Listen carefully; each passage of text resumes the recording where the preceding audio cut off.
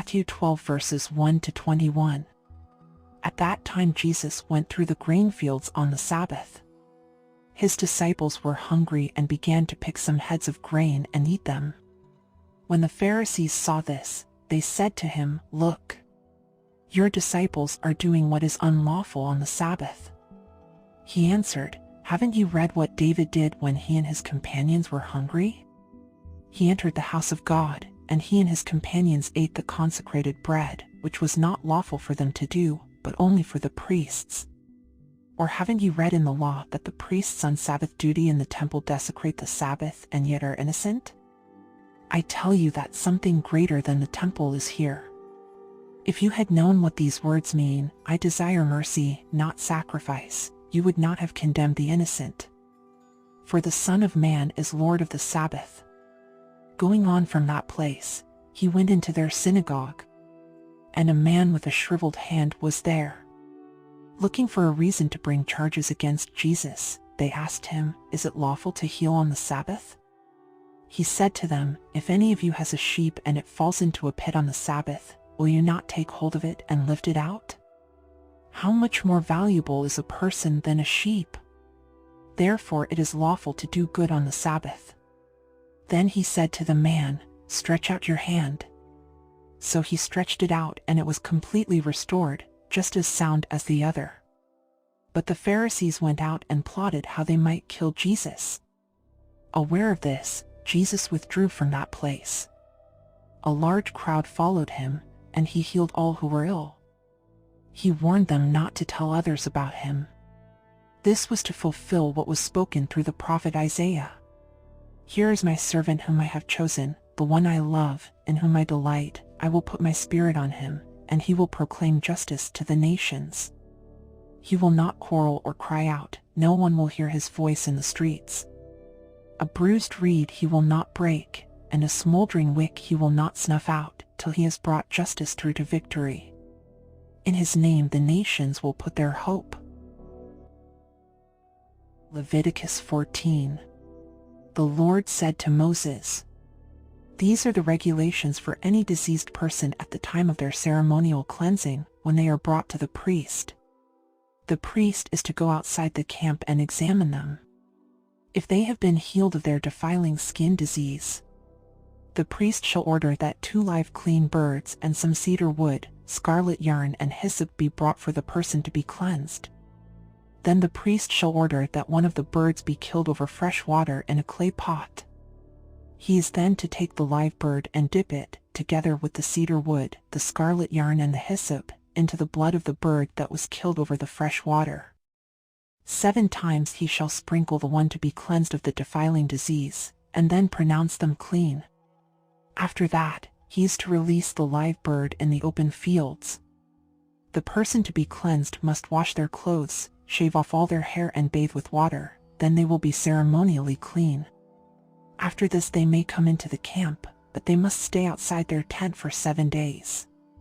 On the 7th day they must shave off all their hair, they must shave their head, their beard, their eyebrows, and the rest of their hair. They must wash their clothes and bathe themselves with water, and they will be clean. On the 8th day they must bring 2 male lambs and 1 ewe lamb a year old, each without defect, along with 3/10 of an ephah of the finest flour mixed with olive oil for a grain offering, and 1 log of oil. The priest who pronounces them clean shall present both the one to be cleansed and their offerings before the Lord at the entrance to the tent of meeting. Then the priest is to take one of the male lambs and offer it as a guilt offering, along with the log of oil. He shall wave them before the Lord as a wave offering. He is to slaughter the lamb in the sanctuary area where the sin offering and the burnt offering are slaughtered. Like the sin offering, the guilt offering belongs to the priest. It is most holy. The priest is to take some of the blood of the guilt offering and put it on the lobe of the right ear of the one to be cleansed, on the thumb of their right hand and on the big toe of their right foot. The priest shall then take some of the log of oil, pour it in the palm of his own left hand, dip his right forefinger into the oil in his palm, and with his finger sprinkle some of it before the Lord 7 times. The priest is to put some of the oil remaining in his palm on the lobe of the right ear of the one to be cleansed, on the thumb of their right hand and on the big toe of their right foot, on top of the blood of the guilt offering. The rest of the oil in his palm the priest shall put on the head of the one to be cleansed and make atonement for them before the Lord. Then the priest is to sacrifice the sin offering and make atonement for the one to be cleansed from their uncleanness. After that, the priest shall slaughter the burnt offering and offer it on the altar, together with the grain offering, and make atonement for them, and they will be clean. If, however, they are poor and cannot afford these, they must take one male lamb as a guilt offering to be waved to make atonement for them, together with 1/10 of an ephah of the finest flour mixed with olive oil for a grain offering, a log of oil. And 2 doves or 2 young pigeons, such as they can afford, one for a sin offering and the other for a burnt offering. On the 8th day they must bring them for their cleansing to the priest at the entrance to the tent of meeting, before the Lord. The priest is to take the lamb for the guilt offering, together with the log of oil, and wave them before the Lord as a wave offering. He shall slaughter the lamb for the guilt offering and take some of its blood and put it on the lobe of the right ear of the one to be cleansed, on the thumb of their right hand and on the big toe of their right foot. The priest is to pour some of the oil into the palm of his own left hand, and with his right forefinger sprinkle some of the oil from his palm 7 times before the Lord. Some of the oil in his palm he is to put on the same place as he put the blood of the guilt offering, on the lobe of the right ear of the one to be cleansed, on the thumb of their right hand and on the big toe of their right foot. The rest of the oil in his palm the priest shall put on the head of the one to be cleansed, to make atonement for them before the Lord. Then he shall sacrifice the doves or the young pigeons, such as the person can afford, one as a sin offering and the other as a burnt offering, together with the grain offering. In this way the priest will make atonement before the Lord on behalf of the one to be cleansed. These are the regulations for anyone who has a defiling skin disease and who cannot afford the regular offerings for their cleansing. The Lord said to Moses and Aaron, "When you enter the land of Canaan, which I am giving you as your possession, and I put a spreading mold in a house in that land, the owner of the house must go and tell the priest, 'I have seen something that looks like a defiling mold in my house.' The priest is to order the house to be empty before he goes in to examine the mold, so that nothing in the house will be pronounced unclean. After this the priest is to go in and inspect the house. He is to examine the mold on the walls, and if it has greenish or reddish depressions that appear to be deeper than the surface of the wall, the priest shall go out the doorway of the house and close it up for 7 days. On the 7th day the priest shall return to inspect the house. If the mold has spread on the walls, he is to order that the contaminated stones be torn out and thrown into an unclean place outside the town. He must have all the inside walls of the house scraped and the material that is scraped off dumped into an unclean place outside the town. Then they are to take other stones to replace these and take new clay and plaster the house.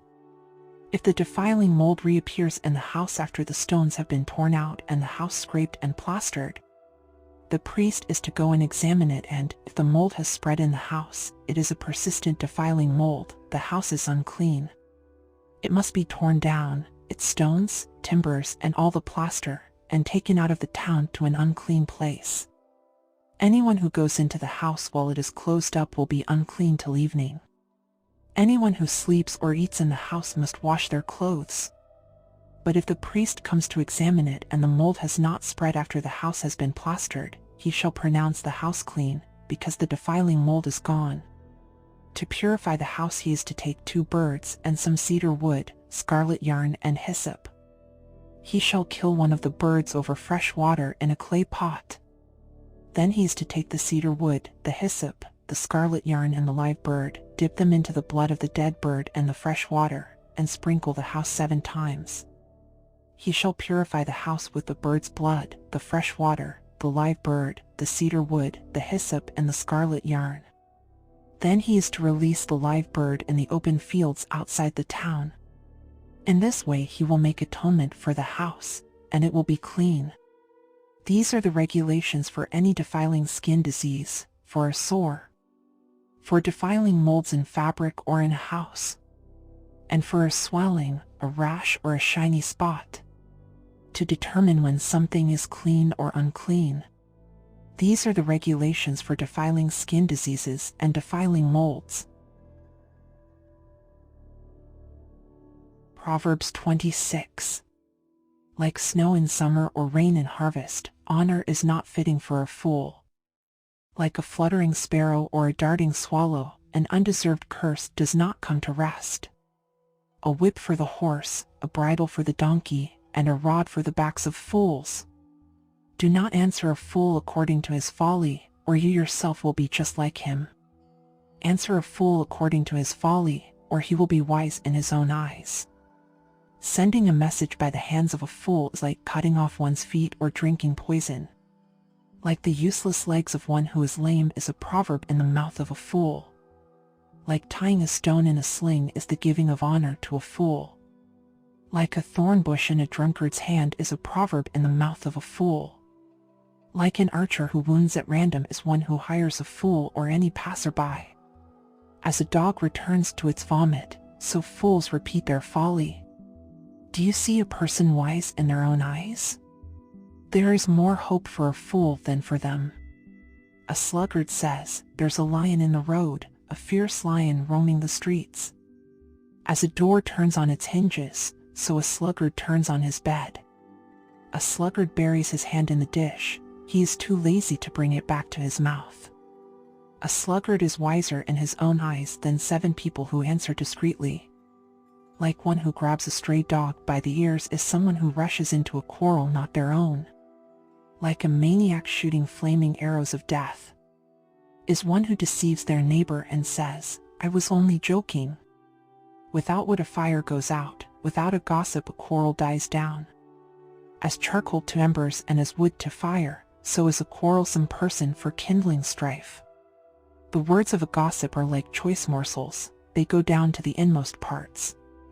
Like a coating of silver dross on earthenware are fervent lips with an evil heart. Enemies disguise themselves with their lips, but in their hearts they harbor deceit. Though their speech is charming, do not believe them, for 7 abominations fill their hearts. Their malice may be concealed by deception, but their wickedness will be exposed in the assembly. Whoever digs a pit will fall into it, if someone rolls a stone, it will roll back on them. A lying tongue hates those it hurts, and a flattering mouth works ruin.